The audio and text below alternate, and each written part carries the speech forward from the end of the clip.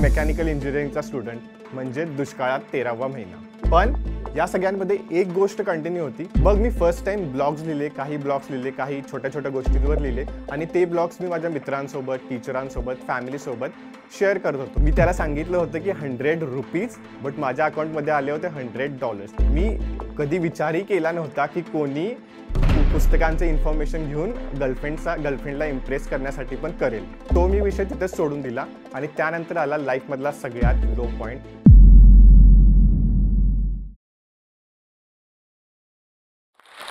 नमस्कार, माझं नाव रोनक शहा, वय वर्ष 25 आणि आतापर्यंत मी खूप साऱ्या वेल फंडेड स्टार्टअप बरोबर ॲज अ मार्केटर काम केलेलं आहे। हा प्रवास कसा होता, यात किती अप्स अँड डाऊन्स आले, या सर्वाची एक छोटीशी झलक द्यायला मी इथे आलो आहे। पण ही स्टोरी खूप इंटरेस्टिंग आहे। ही स्टोरी 2 पार्टमध्ये डिवायडेड आहे, एक कॉलेजच्या आधीचा रोनक आणि एक कॉलेजच्या नंतरचा रोनक।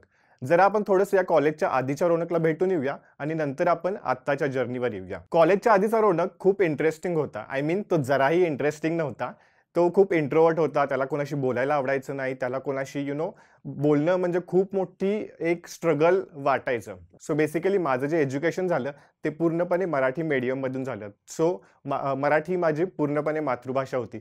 10वी 12वी हे खूप ॲव्हरेज गेले, लाईक ॲव्हरेज स्टुडंट, जास्त काही एक्सिलेंट नव्हतो। सो बेसिक ॲव्हरेज होती।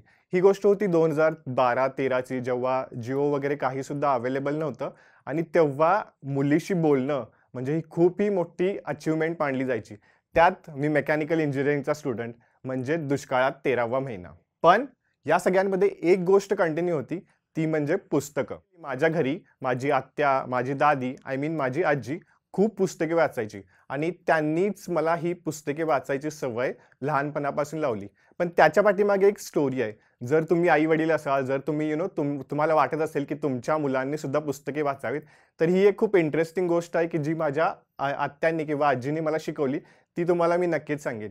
सो बेसिकली लहानपणीची पुस्तकं म्हणजे अकबर बिरबल, देन चाचा चौधरी अशी सारखी पुस्तके असायची। पण ह्या पुस्तकात छोट्या छोट्या स्टोरीज असायची।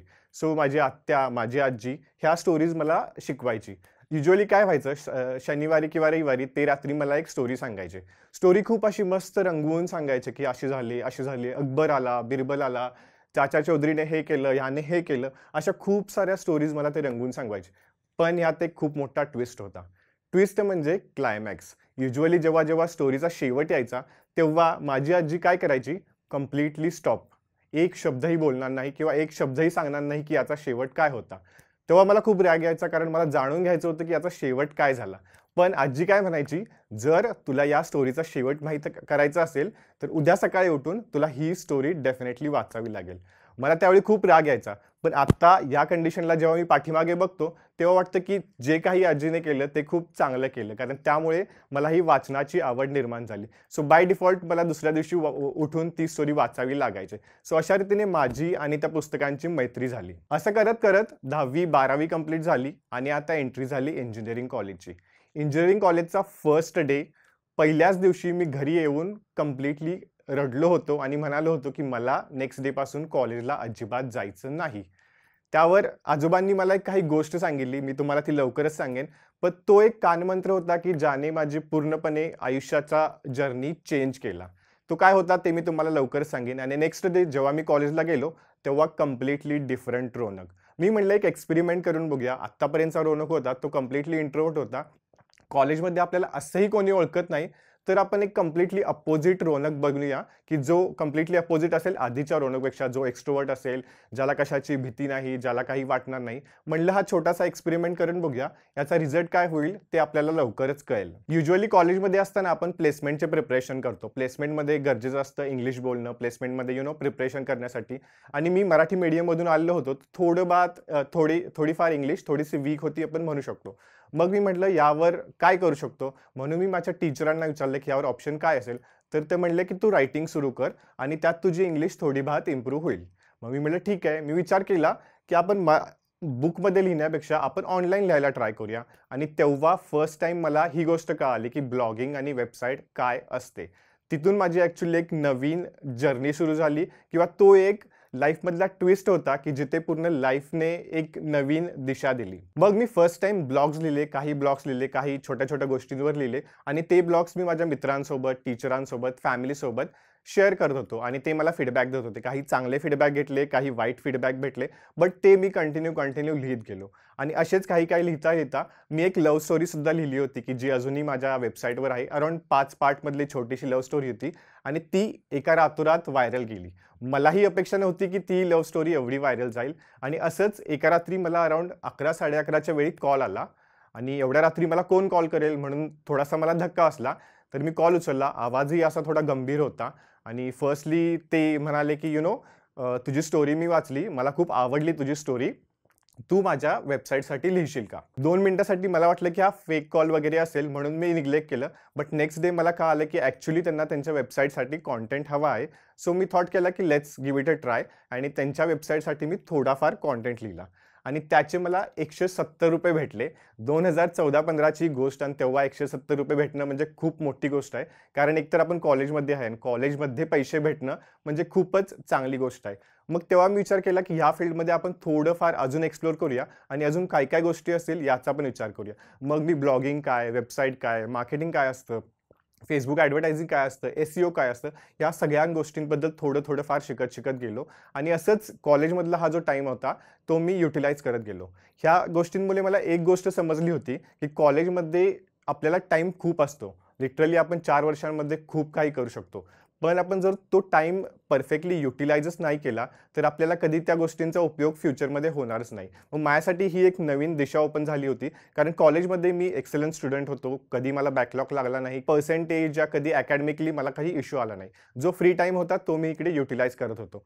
असंच एका रात्री Facebookवर स्क्रोल करता एक पोस्ट दिसली जिथे लिहिले होतं, की marketer required, location London. I thought की परत एकदा की ही फेक पोस्ट असेल, यात काही इन्फॉर्मेशन असेल, तरी मी म्हटलं की गिव्ह इट अ ट्राय. असंच मी त्या माणसाला मेसेज केला की I can help you with this project आणि मी झोपून गेलो. नेक्स्ट डे जेव्हा सकाळी उठून बघतो की त्याने विचारलं होतं की how much will you charge? या प्रोजेक्टसाठी तू किती पैसे घेशील? मी 2 मिनिटं विचार केला की मे बी नसेल, just give it a try म्हणून मी सांगितलं की 100. त्यानंतर त्यासाठी मी काम केलं, त्याच्याशी कनेक्ट केलं, त्यासाठी मी वर्क केलं, त्यासाठी कंटेंट लिहिला, त्याच्यासाठी मार्केटिंग, वेबसाईट्स वगैरे सगळ्यासाठी मी काम केलं आणि ज्या दिवशी पेमेंटचा दिवस होता, त्या दिवशी माझ्या अकाउंटमध्ये आले होते $100. मी त्याला सांगितलं होतं की ₹100, बट माझ्या अकाउंटमध्ये आले होते $100. मी 2 मिनिटं आश्चर्यचकित धक्का बसला होता की यार, मी तर ₹100 म्हटलं होतं, पण मला तर $100 आले आणि तेव्हा मला कळालं की इंटरनॅशनल पैसे कमवण्याची व्हॅल्यू किती असते. आपण इंडियामध्ये ऑलवेज विचार करतो की इंडियन रुपीजमध्येच आपण पैसे कमवावे, बट इंटरनॅशनलमध्ये तुम्हाला इंटरनॅशनल पैसे कमवण्याची व्हॅल्यू किती असते तेव्हा ती समजली. मग त्यानंतर काय, त्यानंतर मी खूप साऱ्या US, UK क्लायंट्स बरोबर काम केलं. खूप सारे पैसेही कमवले कॉलेजमध्ये. कारण हाही एक गोष्ट अशी भेटली होती, की जेथे तुम्हाला घरी पैसे मागायची गरज नाही, बट जे मला बुक्स खरेदी करायचे आहेत, जे काही मला गोष्टी करायच्या आहेत, त्यासाठी मी स्वतः पैसे कमवत होतो. सो ही एक गोष्ट होती, की कॉलेजचा जो टाईम आहे, त्यात आपल्याला खूप फ्री टाईम भेटतो. बट आपण तो युटिलाइज कसा करतो, आपण त्याचा वापर कसा करतो, यावर पूर्ण तुमची जर्नी डिपेंड आहे. यावर तुम्ही काय गोष्टी कराल, हे सगळं तुमच्या कॉलेजच्या गोष्टींवर डिपेंड आहे. हे मी ऑलमोस्ट सेकंड इयर, थर्ड इयरपर्यंत खूप सारं फ्रीलान्सिंग केलं, खूप साऱ्या क्लायंट्सबरोबर काम केलं आणि खूप सारे पैसेही कमवले आणि त्या पैशाचा उपयोग मला पुढे फ्युचरमध्येही झाला. देन आलं 4th इयर, सीरियस इयर, प्लेसमेंटचं इयर. सगळीकडे जस्ट प्लेसमेंट. सगळ्यांची प्लेसमेंटची तयारी सुरू झाली. सर्वजण प्लेसमेंटवर फोकस करू लागले. मीही विचार केला की आता थोडं सिरियसली व्हायला हवं. फ्रीलान्सिंग वगैरे खूप झालं, थोडेफार पैसेही कमवले, पण आता जर जॉबही नसेल हातात तर आपण काय करणार? मग मीही सगळं फ्रीलान्सिंग वगैरे सोडून प्लेसमेंटवर फोकस केला. सर्व काही इंटरव्ह्यू चांगले गेले, सर्व प्रिपरेशन चांगली झाली आणि त्यानंतर मला जॉब लागला पुण्यामध्ये as a design engineer in MNC company. जेव्हा मी पुण्यात शिफ्ट झालो, माझं घरचं लोकेशन आणि जॉबचं लोकेशन यात खूप अंतर होतं. ऑलमोस्ट मला दररोज बसमध्ये जाताना तास, दीड तास हा प्रवास करावा लागायचा आणि त्यात ॲक्चुअली मला बुक वाचायची आवड होती. सो मी बुक्स खूप वाचत होतो. सो येता जाता बसमध्ये मी खूप सारे बुक्स वाचत होतो आणि तेथेच मला एक फ्रेंड भेटला, की ज्याला ह्या बुक्समध्ये इंटरेस्ट होता. जॉब लागला होता आणि जॉबमध्ये मी मोजून 11 दिवस फक्त काम केलं होतं. कारण एकीकडे जॉब होता, एकीकडे एकीकडे मी पुस्तक वाचत होतो. सो तो मित्र मला पुस्तकांबद्दल विचारायचा, की हे पुस्तक कसं आहे, ते पुस्तक कसं आहे आणि मी त्याला इन जनरल सारी इन्फॉर्मेशन देत होतो, की हे पुस्तक चांगलं आहे, तू वाच. आणि एक दिवशी मी त्याला विचारलं, की तुला एवढ्या पुस्तकांची माहिती का हवी आहे? तो म्हणाला, की मला पुस्तके वाचायची आवड नाहीये, पण माझी जी गर्लफ्रेंड आहे, तिला पुस्तके वाचायची खूप आवड आहे आणि तिला इम्प्रेस करण्यासाठी मी तुला या सगळ्या गोष्टी पुस्तकांबद्दल विचारतो, कारण मी तिला इम्प्रेस करायला ईझी होऊन जाईल. मी कधी विचारही केला नव्हता, की कोणी पुस्तकांचं इन्फॉर्मेशन घेऊन गर्लफ्रेंडला इम्प्रेस करण्यासाठी पण करेल. एकीकडे माझा जॉब सुरू होता 9 to 5, 9 to 7, 9 to 8, 9 to 9, कधी-कधी सकाळी 9 ते रात्री 10 ही वाजायचे. इवन दो मेकॅनिकलमध्ये डिझाइन इंजिनिअरिंगचा जॉब होता. पण मला कळून चुकलं होतं, की हा जॉब माझ्यासाठी नाहीये. अजूनही मला आठवतं, की जॉबचा 11वा दिवस होता आणि त्या दिवशी मी विचार केला होता, की मी उद्यापासून जॉबला जाणार नाही. कारण ह्या फील्डमध्ये मला इंटरेस्ट नाही किंवा काम करण्यामध्ये मजा येत नाही.